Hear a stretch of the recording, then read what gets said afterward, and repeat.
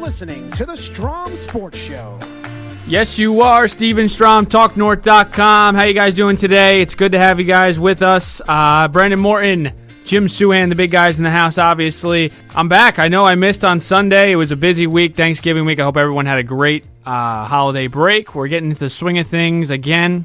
Christmas coming up. For my college students that listen, we got a couple more weeks in the semester, and then we can go out a winter break, get a nice month off. That's what I'm looking forward to. But holy buckets, did I miss a great week to come on last week. I mean, how about the week that Minnesota sports had? Let's start with Gopher Nation.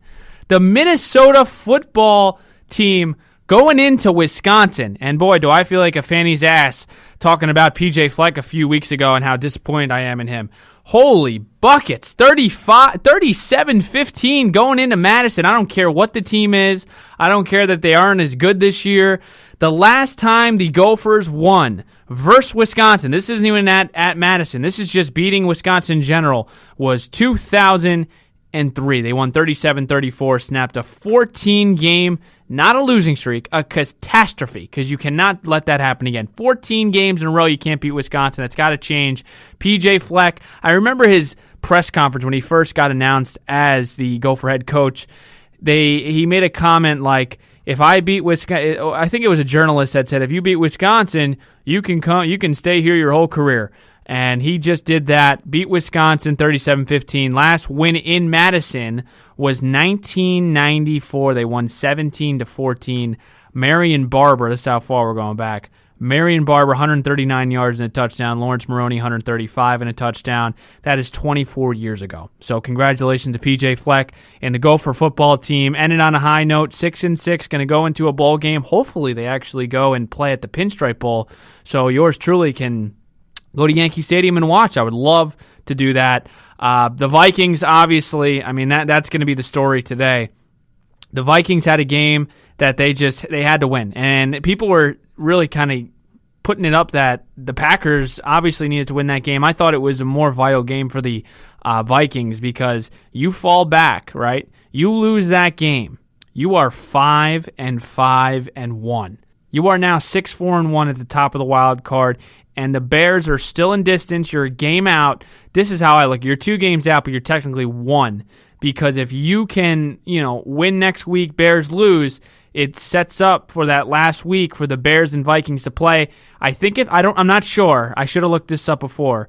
But if the Vikings win out and the Bears lose once, right? So that means that that would mean that the Vikings beat them. I'm not sure who gets in the playoffs. I think it goes to the better division record or conference record, but the Vikings still in striking distance there. Right now they'd be set to play Dallas, which I would sign up for in a heartbeat. Going into Dallas and play them. They're a better team than the Cowboys. I know they're getting, they're a little hot, the Cowboys, but I don't believe in them. But the Vikings had to have this game, won 24-17. I thought Kirk Cousins played outstanding. I thought that the wide receivers, obviously in Thielen and Diggs, caught some balls that I don't think a lot of receivers catch, including that last one, the slanted Diggs to kind of end the game. That was not really a good throw. He had to go behind him. Diggs makes the catch. But regardless, Cousins goes 29 of 38, 342, 3 touchdowns, and 0 interceptions. I mean, you can't really ask for much more from Kirk Cousins, who turned it over the last couple of games, and it was hurting the Vikes, so you needed to see that. I thought Dalvin Cook played his best game of the year. Obviously, he had the big receiving touchdown to start off the game and tie it up. But the first 2 possessions, man, you got to be shaking your head offensively for the Vikes. When I was watching, I'm like, wow, we're just not a very good team. Obviously, premature. They woke up. I wasn't crazy about how Mike Zimmer handled Dan Bailey. After the first half, he made he's made some choice words, but we'll get into that with Negative Dave. Negative Dave's on here in about 5-10 minutes. We're also going to have Tom Coyer of Gopher, the Daily Gopher, who has a good job writing on that website. So he'll come and join us to talk about, and we're going to boast about it. I mean, this is going to be talked about for a long time now, Gopher football. We're not going to give this one a rest. We're going to bury this one into the ground because you don't know the next time that we're going to beat Wisconsin. So that was a great win, to say the least. Wild spit the bit last night, obviously, against the Coyotes. They're up 3-1. I don't know what it is with the Arizona Coyotes, but boy, that team gives Bruce Boudreau and the Wild some fits. I mean, you cannot. You're 3-1 at home, and you lose 4-3? I mean, that is just no excuse for that one for Bruce. But they've still been playing well. Timberwolves, it's a better vibe in Minnesota. 6-2 without Jimmy Butler. You got to feel good about that. Robert Covington has stepped in. I'm not really sure why Tom Thibodeau has stopped playing Josh Okogie. We'll get into that later as well with Negative Dave. Want to give you guys the keys to victory today against New England. This is a team that has struggled on the road, but have been very good at home. Let's be honest here. The Patriots are very, very, very hard to beat at Gillette. I think their record there, shows for itself. They're 1, 2, 3, 4, 5. They're undefeated at home. They're 5-0 at home, so this is going to be a really tough game for the Vikes, obviously. But winning in New England, if they can figure out a way to win in New England, that can be the missing piece to the puzzle for this team. I think when you go to New England and you win, you can beat anybody. I think that's the saying in the locker room. I really do. I think if you go into New England, you slay the giant, you beat Tom Brady, you beat Bill Belichick.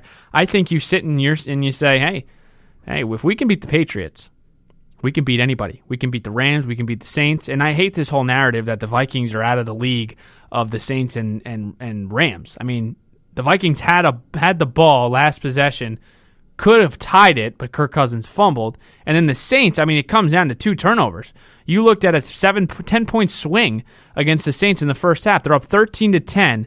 Vikings are driving down the field, and then obviously the Thielen fumble killed them, and then the Saints come down and they score. That is it's a huge swing, and then the second half you get the ball. And, Diggs doesn't run the full drag route. He stops and holds up, and Kirk Cousins throws a pick 6. I mean, it's very fragile, the game, but don't sit and tell me that the Vikings are so far off from the Saints and Rams when they played them very tough. I mean, it could have easily went the other way. My 3 keys to the New England game: you got to pressure without blitzing. I mean, that's the number one, I think, here. Brady obviously kills it against the blitzes. Zimmer's got to come up with creative schemes, stunts, something like that, for that front four to be able to create havoc like they did against Green Bay. I thought Sheldon Richardson played his best game of the year. I think you've got to re-sign him. I don't know if it's one of those deals where it's like he's on a 1-year deal, so he's got to show out, nothing's guaranteed, that kind of thing. And then when you sign him long-term, he kind of gets lazy. I hope that's not the case. But you got to figure out a way. Whatever you did against Green Bay, I know they were banged up on the offensive line, you have to kind of do the same thing with Tom Brady, and he's not as mobile as Aaron Rodgers. So if you're able to get him out of the pocket, with Rodgers, you want to keep him in the pocket. That's why you saw a lot of corner blitzes. He sent Mackenzie Alexander on some things, because when Rodgers gets out of the pocket, that's when he's most deadly. With Brady, you want to keep him inside. You want to get him outside the pocket. Don't let him be comfortable. Let him think twice before stepping up into the pocket. And that's where Everson Griffin, that's where Linville Joseph, Daniil Hunter, they have to make a significant impact on this game, because if the Vikings don't get pressure on Brady, it's going to be really hard to beat this team in New England. Number 2 here, you can't settle for 3.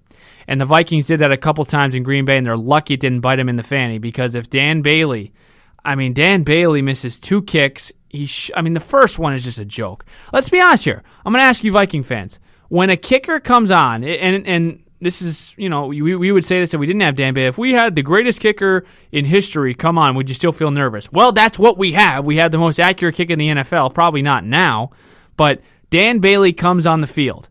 Are you telling me you're not nervous?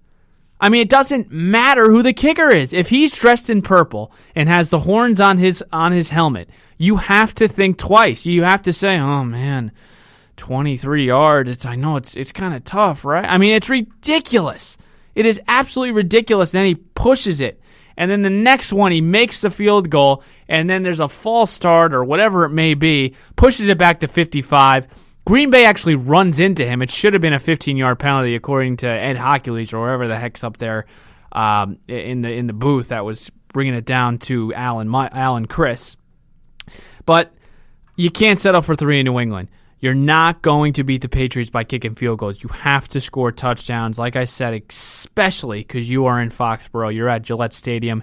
You need to convert in the red zone. Vikings were lucky it didn't bite them against Green Bay. So that's something you want to really dial in on if you're Mike Zimmer. And this red zone team, this red zone offense needs to be on their game. They got to be able to run the ball as well. But you need to get 7. No 3. No, we don't want to see Dan Bailey. We just want to see Dan Bailey kick extra points. That's the theme, I think, on Sunday. Last one, I think it's pretty simple. You can't turn it over.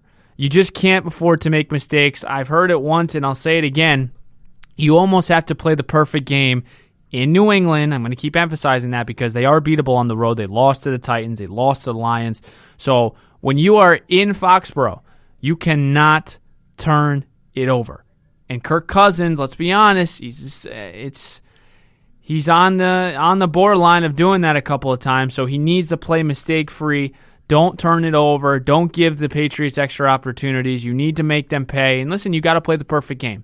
I think that the whole narrative that Kirk Cousins can't play in prime time, that was a huge game for him on Sunday to throw for 342 and 3 touchdowns and get a win. It was huge for him to do that. Maybe this is the start because they're on. If you look at the schedule now, they are in prime time for, let's look at the last few weeks here. Prime time Saints, prime time Bears, prime time Packers. They play at 4:25. It's a prime time game. You're going to get the Joe Buck and Troy Aikman on that one on 4:25, or you might get the CBS one and Jim Nantz and Romo. But another prime time game. You're going to get the Seahawks on Monday night. So you're going to have, this is a game where Kirk Cousins, again, this is why the Vikings pay you the big bucks, to go on the road in these types of games and beat the Patriots. It's a 6.5-point spread. I would assume the Vikings will play them tough. I know there's actually a few guys that are picking the Vikings to win this game. That doesn't mean anything to me. But if you look at the stats really quickly, you wouldn't believe them, the way people talk about Kirk Cousins. It's funny, because when Kirk Cousins plays bad, Twitter's like a crazy place to be at. You know, Kirk Cousins is this. Oh, my gosh. So we're so happy we drafted Sam Darnold. Oh, Alex Smith is way better than Kirk Cousins. I'm going to read you the stats comparing Kirk Cousins to the all-time, in a lot of people's minds, the best quarterback of all time, Tom Brady. Kirk Cousins has 3,200 yards passing. Brady has 3,000. Kirk Cousins has 22 touchdowns. Brady has 19. Cousins has 7 interceptions. Brady has 7. Kirk Cousins has a 101.9 rating. Brady has a 96.3. Take that to the bank. Stop complaining about Kirk Cousins. He is not the reason why this team is 6-4 at this point, 6-4-1. I know people love to hate on him, but you can't say anything. You can't say anything because he outplayed Aaron Rodgers on national TV on Sunday night, and you can't say a thing about it. Also, oh my gosh, can we stop with the Rodgers? And it is so annoying. Rodgers can, take a snap, throw it behind him on purpose, and Daniil Hunter can return it for a touchdown. Oh, it's McCarthy's fault. McCarthy shouldn't have told. Enough with the McCarthy. I mean, it's getting to the point where Aaron Rodgers is like the LeBron James of the NBA. No one wants to. Who's going to want to coach Aaron Rodgers? I mean, seriously. He never gets the blame for anything he does. And let me tell you something. He missed a lot of throws against the Vikings. He did. He missed a wide-open Devontae Adams in the corner of the end zone. He missed a flat route, I remember. Things that Aaron Rodgers usually doesn't do. You want to hear his stats against the Vikings? 17 of 28, 198, and a touchdown. And we're sitting here blaming Mike McCarthy. We're sitting here blaming Mike McCarthy after a dope punted it, right? We punted the ball. And instead of getting away from the ball, it bounced once, and I forget who the Packer was, tries to catch it, fumbles it. But somehow, that's McCarthy's fault. Minnesota has sure had its share of sports blunders. Number one is the Bopsy twins, Belvy and Levine. Because I think it's one guy. And I think the other guy that show you on pictures or in the media is just some bobo that doesn't, he's just like the janitor or something. They just throw a suit on him. Nobody breaks them down quite like Steve and Dave. This year, when you signed Kirk Cousins, the question wasn't even close to being if this team makes the playoffs. The question was, you need to get home field because of what happened last year in Philly. Let's rave with Negative Dave. Take it away, fellas. Yes, and it was a rough week here for Dave as Minnesota really turned the corner, I guess. I mean, you got the Gophers and Fleck winning in Wisconsin for the first time in 14 years. You have the Vikings beating the Packers. The Wolves 6-2 since Butler. Dave, how are you? What